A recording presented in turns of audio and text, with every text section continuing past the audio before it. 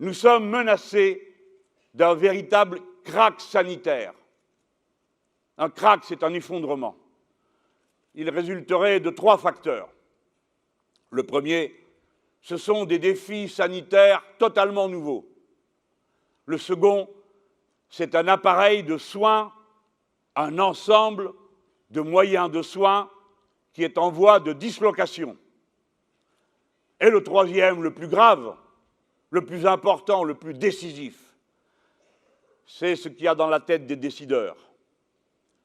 Une vision absolument absurde, mercantile, entrepreneuriale, comme ils disent, pour se gargariser avec des mots dont ils ne savent plus très bien ce qu'ils veulent dire, mais qui font si bien au goûter de la marquise.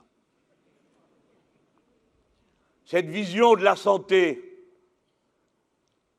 nous rend incapables de répondre à ce que nous voyons se lever devant nous. D'abord, le déchaînement de nouvelles épidémies. Comment a-t-on pu en arriver là? Regardez l'hôpital public qui était réputé, puisqu'il faut bien prendre le problème par un bout, qui était réputé être un modèle pour notre pays, parmi les autres nations, et ça l'était.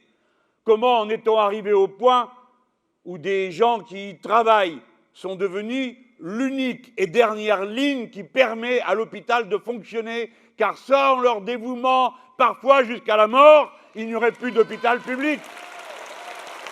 Non, tout ça n'est pas normal. C'est pourquoi je vous parle d'un crash sanitaire en vue. Pendant qu'eux vous disent qu'ils vont encore enlever de l'argent public, encore diminuer les budgets publics, moi, je vous dis que nous allons améliorer la vie parce qu'on le peut. Le progrès est le seul horizon qui vaille. C'est ça qui peut nous rassembler. En ceci consiste la vertu. Faire ce qui est bon pour tous.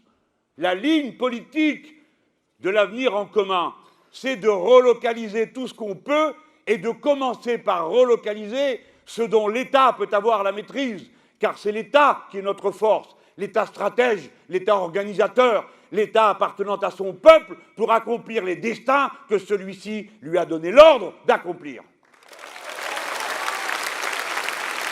Ne doutez pas une seconde de ça. S'il faut gouverner, nous saurons le faire et le jour numéro 1 sera le jour numéro 1, pas le jour numéro 2. Dès le premier jour, il y aura l'équipe qu'il faut. Ah, bien sûr, ce ne sont pas les visages que vous avez l'habitude de voir. C'est vrai que beaucoup d'entre eux sont très jeunes. Cette question est une question de vertu, mais du type de société dans lequel nous voulons vivre. Je vous demande une nouvelle fois d'y réfléchir. Nous ne sommes pas seulement ceux qui cherchent à régler tel ou tel problème, nous portons la vision d'un monde en nous.